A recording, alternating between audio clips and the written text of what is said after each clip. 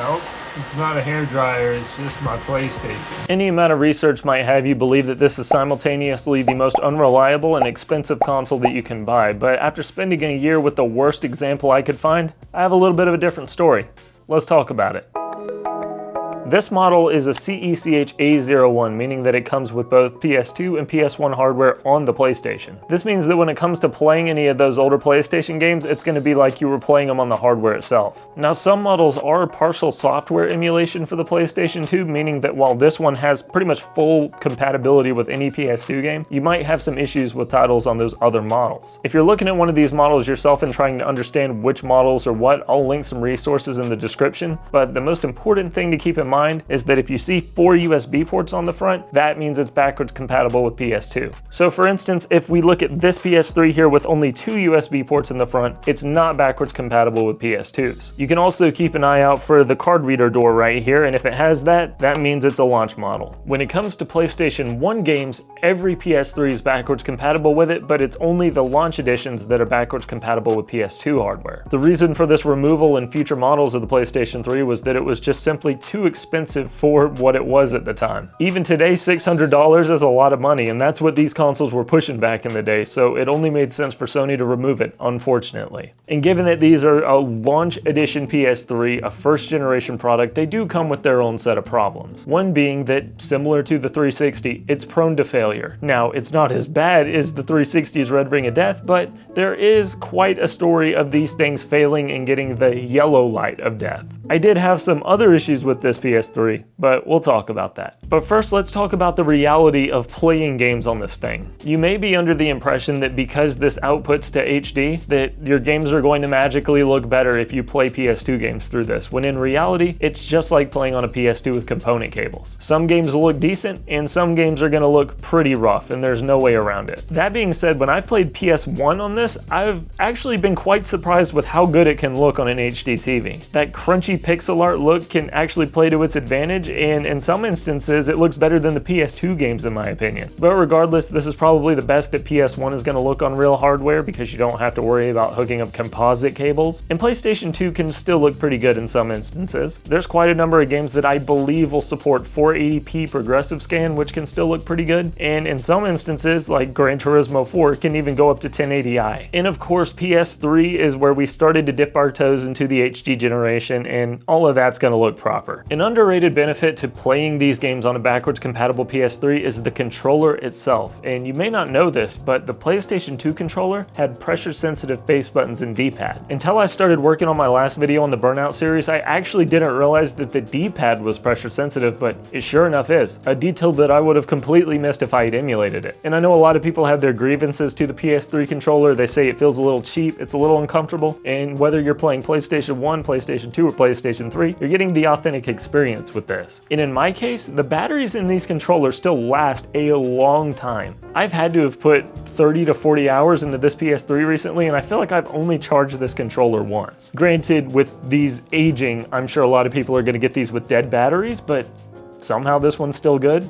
But above all, I think the best feature of the backwards compatible PS3 is the convenience. Sure, you can emulate all these games and you can make them look pretty good, but there's just something nice about having that console on the shelf ready to go and play games at any time. And once you load up custom firmware on one of these bad boys, which you're obviously going to do, you can FTP transfer your legitimately backed up games from your computer to your console through the internet, and it's really convenient. I'm able to leave this thing sitting on my game shelf and transfer games to it without ever putting anything in the console, and I can just pop up and play 3 generations of PlayStation at any time. This was a godsend when I was working on my Burnout and my Y2K street racing videos, because I was able to load the games up back to back to back. And I think it's really good for those people that don't want to mess with any settings, they just want a no frills pick up and play experience. Especially if you're going to have people coming over and you want to do a little couch co-op or something, it's perfect for that. But considering that these are the launch model PlayStation 3s and they're getting up there in age, you may be concerned with reliability.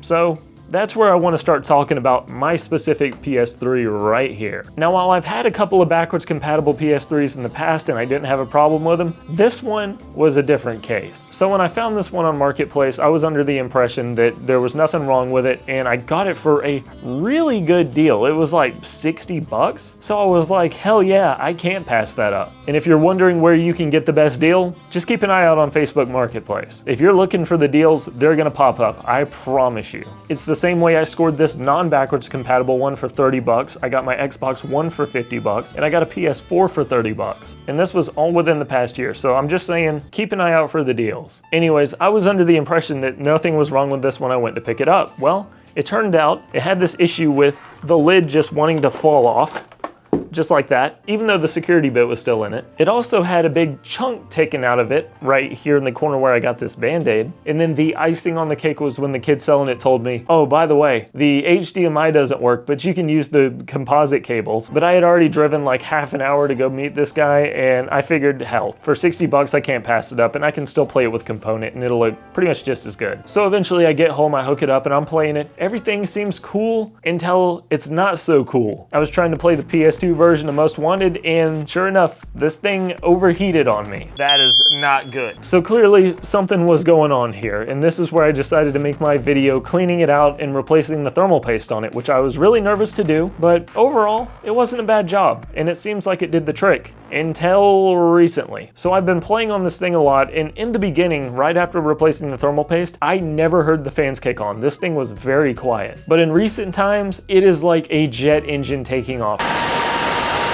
And it's also getting a little bit hotter than it probably should be.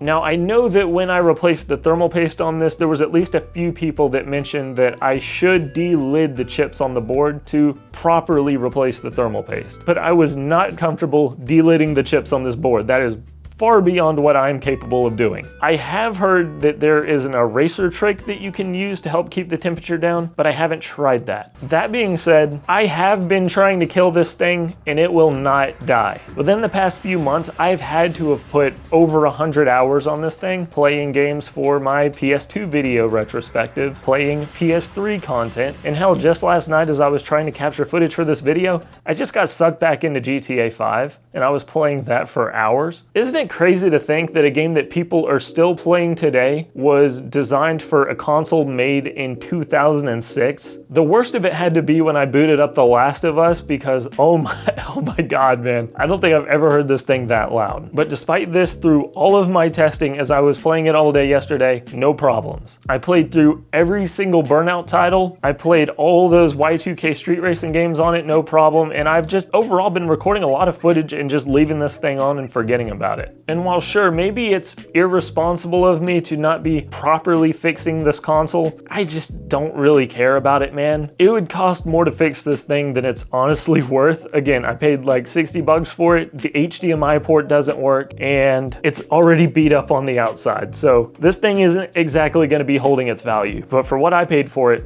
is great. And if I can just beat the hell out of this one and run it just fine, if you get one that's actually been properly taken care of and maintained, you'll probably have an even better experience than me. While these consoles are prone to getting the yellow light of death, I personally haven't seen them on any of the 3 consoles that I've had, and this one in particular, even being beat to hell, still works perfectly fine. I thought for sure if I was gonna see a yellow light of death and I was going to kill one of these fat PS3s, it would have been in the past year that I've been using this thing, but overall, I'm surprised to say it's still holding on just fine. If you're in the market for getting one of these backwards compatible launch model PlayStation 3s, I think that whether you're looking for a good deal on one that's a big question mark, or you're willing to pay a little bit extra money for a nicer one, I don't think you can really go wrong either way. I would say to taper your expectations when it comes to what that gameplay is actually going to look like. Obviously, the best way you're going to get the absolute best picture quality is by emulating it, but for the convenience of having one of these, you can't really beat it, man. But if you've made your mind up on getting one of these and you want to know what the thermal paste experience is like doing this for the first time,